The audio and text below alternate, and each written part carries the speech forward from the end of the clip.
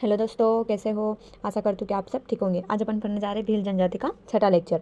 इसमें आज अपन भील जनजाति कंप्लीट कर लेंगे। ठीक है, तो पढ़ते हैं डोहिया। डोहिया नृत्य क्या है। तो डोहिया नृत्य भी भंगोरिया हाटों में किया जाता है। क्या है डोहिया नृत्य है ना, वो भी कहाँ पर, भंगोरिया हाटों में किया जाता है। युवक युवती आमने सामने खड़े होकर विभिन्न प्रकार के अंग संचालन करते हुए कभी आगे बढ़ते तो कभी पीछे हटते हैं, कभी दाएं बाएं और कभी झुकते हुए नाचते हैं। ठीक है, डोहिया नृत्य का पर एक ही बात याद रख लो कि डोहिया नृत्य भंगोरिया हाटों में किया जाता है। ठीक है, गहर। अब गहर क्या होती है। तो गहर होली के अवसर पर गहर नाच होती है। क्या है, गहर होली के अवसर पर की जाती है। इस नृत्य की मुख्य विशेषता यह है कि नृत्य में स्त्री पुरुष और एक जोगी होता है। क्या है, इस नृत्य में गहर नृत्य है ना, इसमें क्या होता है, स्त्री पुरुष होते हैं और क्या होता है, एक जोगी होता है। एक क्या होता है, जोगी बनता है। युवक के हाथों में, जो युवक रहते हैं उनके हाथों में फालिया लठ तीर कमान होती है और जोगी के हाथ में क्या होती है, मुसल होती है। जोगी के हाथ में क्या होती है, मुसल होती है। वादों की चाल के पूर्व निश्चित होती है, लय के प्रत्येक मान पर बदल जाती है। क्या है, जो उनकी चाल है नृत्य करने की, वो वाद के प्रत्येक लय पर बदल जाती है। ठीक है, नृत्यकार अपने काम में इतने पारंगत होते हैं कि ताल की धुन परिवर्तन के साथ ही अपनी चालों में एक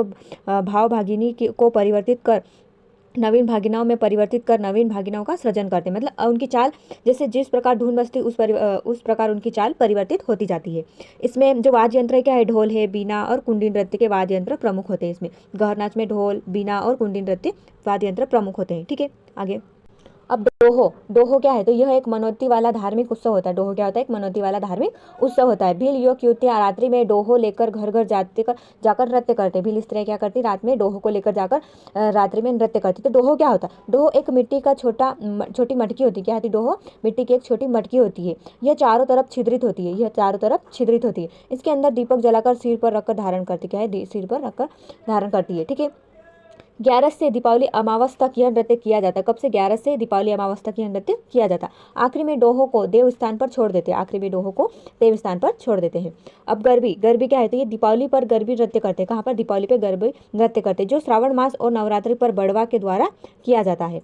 अब क्या पढ़ते हैं अपन, विवाह नृत्य। विवाह में कौन कौन से नृत्य करते हैं, भील जनजाति के द्वारा। तो भीलों में विवाह के अवसर पर कई सारे नृत्य किए जाते हैं। पहले पुरुष डंडा साला नृत्य। कौन सा है, पुरुष डंडा डंग साला नृत्य। तो इसमें क्या होता है, घर से बाहर, क्या है, घर से बारात रवाना होने के बाद रास्ते में विश्राम स्थल पर स्त्री पुरुष अलग अलग समूह में नृत्य करते हैं। पुरुष डांग साला नृत्य में क्या होता है, जब घर से क्या होती है, बारात निकल जाती है, फिर रास्ते में रुकते हैं थोड़ी देर, तो वहाँ पर स्त्री पुरुष अलग अलग समूह में नृत्य करते हैं, उसे बोलते हैं पुरुष डांग साला नृत्य करते हैं। ठीक है, अब कौन से, लतमार साला नृत्य। कौन सी, लतमार साला नृत्य। तो इसमें क्या किया जाता है, तो यह नृत्य वधु पक्ष की स्त्रियों द्वारा बारात की अगवानी पर किया जाता है। जब बारात आती है उस समय जो वधु पक्ष, जो लड़कियों तरफ की जो महिलाएं हैं, वो क्या करते हैं, बारात की आगे आगे नाचते हैं। तो क्या करते हैं कि यह नृत्य वधु पक्ष की स्त्रियों द्वारा बारात की अगवानी पर किया जाता है। ठीक है, फिर आया परकणी व साला नृत्य। क्या है, परकणी साला नृत्य। जब वर वधु पक्ष के स्त्री पुरुष एक दूसरे से भेंट अर्थात मिलन भेंट में जब गोल गोल घूमते हैं, एक दूसरे को काटते हैं, इसलिए इसको फरकनी व साला नृत्य कहते हैं।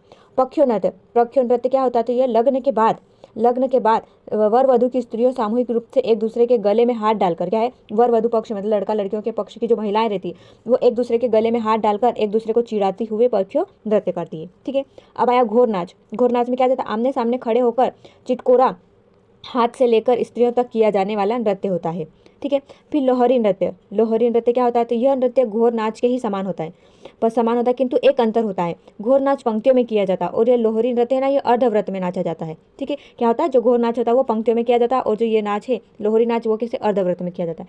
अंटिया नाच। अब ये अंटिया नाच कौन सा नाच है, तो ये शादी में पुरुषों द्वारा हाथ में छोटे छोटे डंडे लेकर गोल घेरों में घात प्रतिघात करते हुए जोड़ी में नाचते नाचते व्रत बना लेते हैं। यह नृत्य को ही अंटिया नाच कहते हैं। ठीक है, और इसके अलावा जोतरा नृत्य दूल्हा के मामा द्वारा किया जाता है। इसके अलावा जोतरा नृत्य किसके द्वारा किया जाता है, तो ये दूल्हे के मामा के द्वारा किया जाता है। और बारात वापसी पर मुंडा नृत्य किया जाता है, और बारात की वापसी पर मुंडा नृत्य किया जाता है।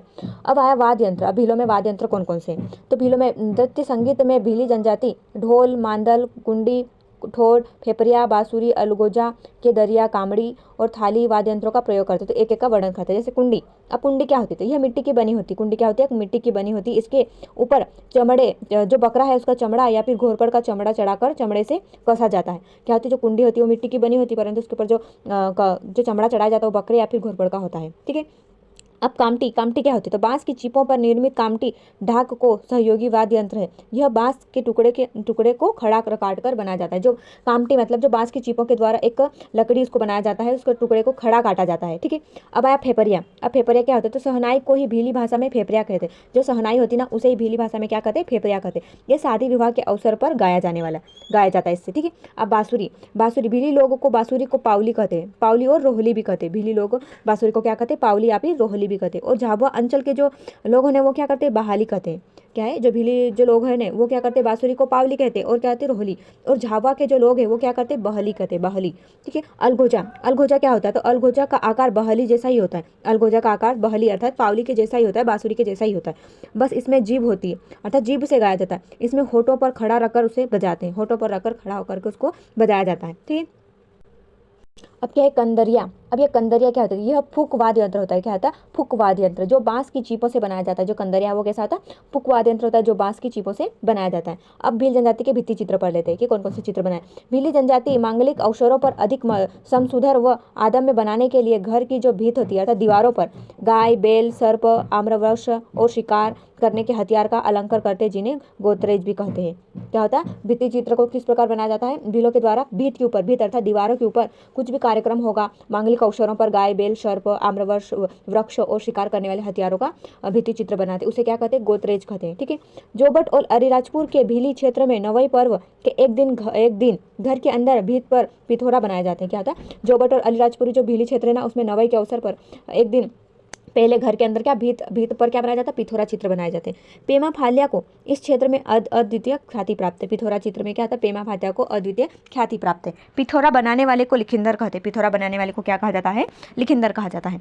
अब गातला, गातला क्या होता है? तो जब किसी भील स्त्री या फिर पुरुष की दुर्घटना या किसी शौर्य प्रदर्शन के वक्त मृत्यु हो जाती है। क्या होता है? जब किसी भील स्त्री या फिर पुरुष की किसी भी दुर्घटना में या फिर शौर्य प्रदर्शन करते हुए अच्छे काम करते हुए उनकी मृत्यु हो जाती है, तो मृत्यु के पश्चात मृत व्यक्ति की स्मृति को पत्थर में शिल्प गाड़े जाते। क्या है? मृत जो व्यक्ति उसकी स्मृति को याद रखने के लिए जो पत्थर है उसके ऊपर शिल्प गाड़े जाते हैं, जिन्हें गातला कहते हैं। गातल पर सूर्य, चंद्रमा और अश्व के चित्र अवश्य उकेरे जाते हैं, ठीक है। अब क्या पढ़ते? गुदना। अब गुदना क्या होता है? तो गुदना कला भीली संस्कृति का एक आवश्यक भाग होता है। क्या है? गुदना भीली संस्कृति का एक आवश्यक भाग है। भीली स्त्रियां अपने शरीर पर कई प्रकार की आकृतियां गुदवाती है। भीली स्त्रियां अपने शरीर पर कई प्रकार की आकृतियां गुदवाती है। अंबा क्या होता है? अंबा, इसे अंबाड़ा भी कहा जाता है। अंबा को क्या कहा जाता है? अंबाड़ा भी कहा जाता है। इसमें आकृति को उकरने के लिए रेखाओं का प्रयोग किया जाता है। जो अंबाड़ा है ना इसमें जो आकृति को उकरने के लिए किसके रेखाओं का प्रयोग किया जाता है। अम्बाचोर, अम्बाचोर क्या होता है? तो चतुर्भुज के आकार का चिन्ह शरीर के किसी भी वांछित अंग पर भीली स्त्रियां गुंदवाती है। जो अम्बाचोर है ना ये चतुर्भुज के आकार का एक चिन्ह होता है, जो भीली स्त्रियां ना किसी भी वांछित अंग पर ये चित्र गुंदवाती है, ठीक है। फिर आया कहावरी। क्या है? कहावरी। कहावरी क्या होता है? इसमें दो प्रकार के चित्र उकेरे जाते हैं। कहावरी में क्या होता है? दो प्रकार के चित्र उकेरे जाते हैं। एक कोणकार होता है, एक होता है कोणकार मतलब कोण के आकार में होता है, और दूसरा क्या होता है? उस पर जो चतुर्भुज है ना वो उल्टे होते हैं, दो उल्टे चतुर्भुज के द्वारा वो चित्र बनाया जाता है, ठीक है, वो गुदवाया जाता है। चित्रा। अब चितारा क्या होता है? चितारा यह आकृति प्रायः हाथों पर गोदी जाती है। जो चितारा है ना वो प्रायः कहाँ पर? हाथों पे गोदी जाती है। चितारा दोहरी रेखाओं वाले दो मुखपेक्षी कोणों से बना होता है, ठीक है। अब आगे पढ़ते हैं कि भीलों के गांधी किसे कहा जाता है? भीलों के गांधी किसे कहा जाता है? भीलों के गांधी मामा बालेश्वर दयाल को कहा जाता है। क्या है? भीलों के गांधी किसे कहा जाता है? मामा बालेश्वर दयाल को कहा जाता है। भीली सामुदायिक रेडियो केंद्र कहाँ पर है? तो अलीराजपुर में, जो कि एमपी का फर्स्ट रेडियो केंद्र है। भील जनजाति का सामूहिक रेडियो केंद्र कहाँ पर है? अलीराजपुर में। कर्नल टाड और टालमी के द्वारा जनजाति को क्या कहा गया? तो कर्नल टाड के द्वारा क्या कहा गया? वनपुत्र कहा गया भीली जनजाति को।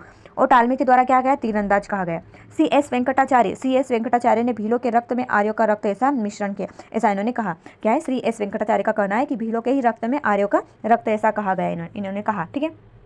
फिर आगे क्या है? टीबी नायक। क्या है? टीबी नायक की एक पुस्तक है द भील्स अ स्टडी में विस्तृत वर्णन है। फिर इसमें बताया गया है, क्या बताएगा कि भीलों का उद्धार श्री राम ने किया है। क्या है? टीबी नायर की एक पुस्तक है द भील्स ऑफ स्टडी, उसमें कहा गया कि भीलों का उद्धार किसने? श्री राम ने किया, ऐसा कहा गया। निमाड़ निसाकर। क्या है? निमाड़ निसाकर, तो ये क्या होता है? तो ये पुराने गेटरियर में लड़ाकू जनजाति के रूप में बताया गया। क्या जो अपनी भील जनजाति को उसको क्या गया? लड़ाकू जनजाति के रूप में माना गया है। मोतान प्रथा। मोतान प्रथा क्या होती है? तो ये मुख्यतः उदयपुर राजस्थान में भीलों में इसमें खून खराबे और जुर्माना वसूला जाता है। वसूली गई राशि को ढोलरा कहा जाता है। वसूली जो राशि होता है उसको क्या पता है? ढोलतरा कहा जाता है, ठीक है। अब अपनी भील जनजाति यहाँ से कंप्लीट हो गए। अगली जनजाति अपन पढ़ेंगे बेगा जनजाति, ठीक है। आज के लिए बस इतना ही, धन्यवाद।